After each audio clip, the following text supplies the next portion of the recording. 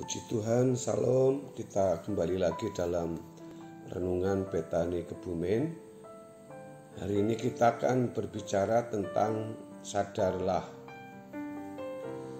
Saudaraku, memasuki minggu-minggu terakhir pada tahun ini, saya akan mengajak saudara semua untuk menyadari atau sadar bahwa cepat atau lambat kita akan menghadap tahta pengadilan Tuhan, dan itu merupakan suatu kepastian.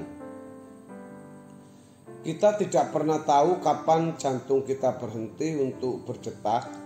Karena itu saya mengajak kita semua untuk benar-benar serius memikirkan hal ini dan bersikap antisipatif. Ataupun kita juga preventif menghadapi keadaan itu. Sikap ini bukan untuk menghindari, karena kita tidak bisa menghindarinya. Namun kita bisa mencegah keadaan celaka. Saudara yang dikasihi oleh Tuhan Yesus, kita harus menyadari tentang hal tersebut. Oleh karena itu, sekarang kita harus membiasakan diri untuk membawa diri kita di hadapan Tuhan, seakan-akan kita berada di pengadilan itu. Sediakan waktu khusus untuk memperkarakan hal ini, saudara. Kita menghadap Tuhan Yesus yang akan menghakimi kita, dan kita bertanya kepadanya, bagian mana yang salah dan tidak berkenan di hadapan Tuhan. Tuhan pasti akan memberitahukan kepada kita bagian mana dalam hidup kita yang salah, yang perlu atau yang harus diperbaiki. Tuhan pasti menunjukkan kepada kita watak buruk, cacat karakter, bahkan kebiasaan-kebiasaan yang harus kita hentikan. Kalau sudah ada di hadapan Tuhan, dalam pengadilannya nanti kita tidak lagi memiliki kesempatan untuk itu. Kita harus tahu bahwa ketika Tuhan menunjukkan kekurangan ataupun kelemahan kita itu, Tuhan pasti sekaligus mau menyelesaikan atau mengubah hidup kita. Tuhan tahu dengan berbagai kejadian yang Tuhan izinkan kita alami dalam kondisi yang paling ekstrim sekalipun yang sedang kita jalani hari-hari ini, Tuhan akan memberikan penggarapan kepada kita atau menggarap segala kelemahan dan kekurangan kita saat ini. Cacat karakter kita itu terbangun dari peristiwa dan pengalaman hidup yang telah kita jalani. Kita menginputnya dari apa yang kita lihat, kita menginputnya dari apa yang kita dengar, lalu kemudian kita jalani, sehingga menggores dalam jiwa kita, lalu menjadi watak karakter kita. Saudaraku, Tuhan pun akan memakai kejadian-kejadian dalam kehidupan kita untuk mengubah kita. Itulah sebabnya Paulus menjelaskan di dalam Roma pasal 8 ayat yang ke-28 sampai ayat yang ke-29 yang dikatakan, kita tahu sekarang bahwa Allah turut bekerja dalam segala sesuatu untuk mendatangkan kebaikan bagi mereka yang mengasihi Dia, yaitu bagi mereka yang terpanggil sesuai dengan rencana Allah. Sebab semua orang yang dipilihnya dari semula, mereka juga ditentukannya dari semula untuk menjadi serupa dengan gambaran anaknya, supaya ia, anaknya itu, menjadi yang sulung di antara banyak saudara. Saudara-saudara, penting untuk memahami apa yang dimaksud dengan kebaikan di dalam ayat yang ke-28 ini. Yang ditentukan itu bukan manusianya, melainkan standar atau pencapaian yang harus dimiliki manusia. Jadi, kata kebaikan yang dimaksud adalah keserupaan dengan Tuhan Yesus.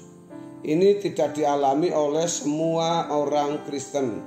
Coba garis bawahi, kita bold kalimat ini. Jelas mengatakan tidak dialami oleh semua orang Kristen. Jelas ini hanya untuk orang yang mengenal Tuhan sebagai mengenal Yesus, maksud saya sebagai Tuhan dan Juru Selamat, untuk mereka yang mengasihi Allah. Kalau orang tidak mengasihi Allah, ia tidak mempersoalkan apakah tindakannya itu menyenangkan hati Allah Bapa atau tidak. Jadi dia tidak akan mempersoalkan kesalahan, kelemahan, kekurangan, ataupun cacat karakternya. Karena itu saudara, ketika peristiwa-peristiwa ini diizinkan terjadi dalam hidup seseorang, dia tidak menemukan bagian mana yang dibidik oleh Allah untuk diperbaiki.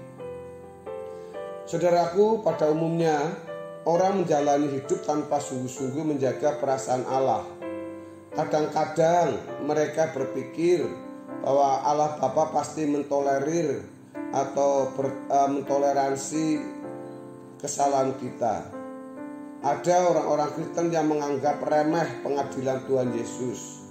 Mereka percaya bahwa nanti mereka akan dipermudah, tidak akan diadili. Yesus sudah mati di kayu salib menebus dosa kita, dan jika yang dipersoalkan hanya akibat dosa itu, tidak diperlakukan atau tidak diperlukan adanya pengadilan.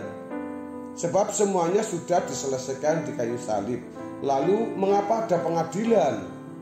Itu dikarenakan Tuhan bukan hanya menyelesaikan akibat dosa kita, melainkan keberadaan dosa kita juga yang harus diselesaikan. Kejadian-kejadian dalam hidup memang bisa membuat orang bertambah bijak, bisa menguasai diri dan sabar.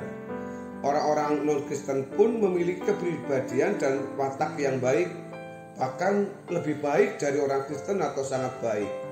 Namun, Allah melalui Roh Kudus yang dimeteraikan dalam diri orang percaya, memungkinkan orang percaya itu menjadi sempurna. Desain dari semua kejadian tersebut memiliki goal yang jelas. Jadi kalau saudara menghadapi satu masalah, jangan sibuk menyelesaikan masalah itu, tetapi permasalahkan karakter saudara. Jangan sampai masalah itu selesai, tetapi karakter Anda tidak beres. Masalah bisa tidak selesai atau belum selesai, tapi karakter Anda itu harus selesai. Itu merupakan harta abadi kita dan berlangsung hanya oleh anugerah Tuhan, dengan memberikan penebusan oleh darah Yesus dan Roh Kudus yang dimeteraikan, yang menuntun kita kepada seluruh kebenaran. Artinya kita bisa mencapai kesucian, kekudusan yang tanpa batas atau tidak terbatas.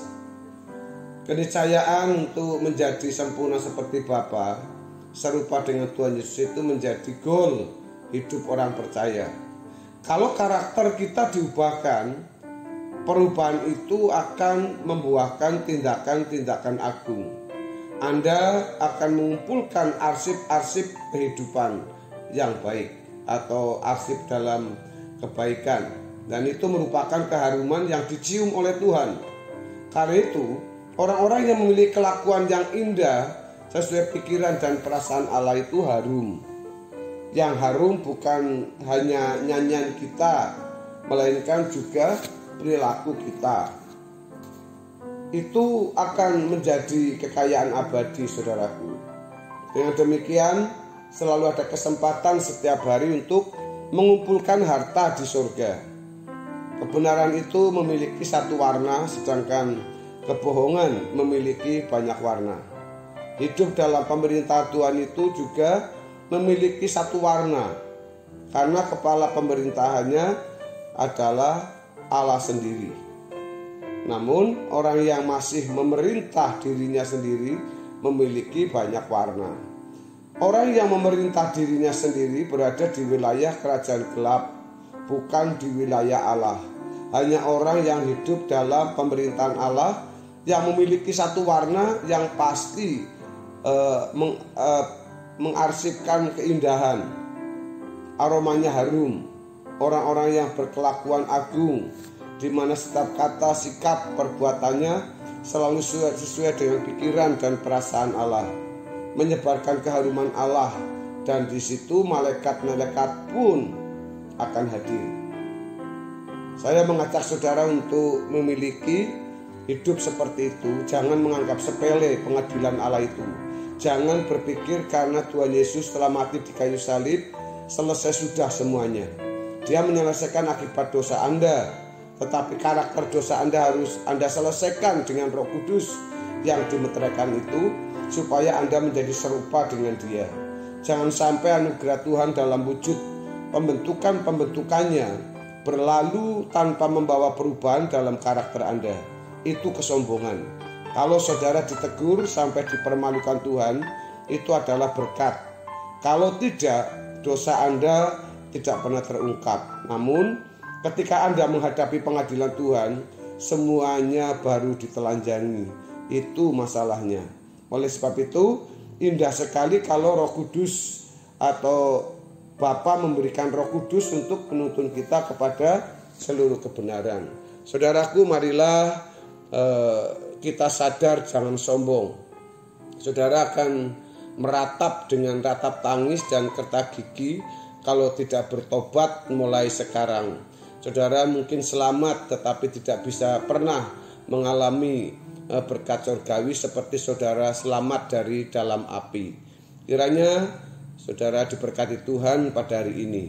Tuhan Yesus memberkati kita semua. Amin.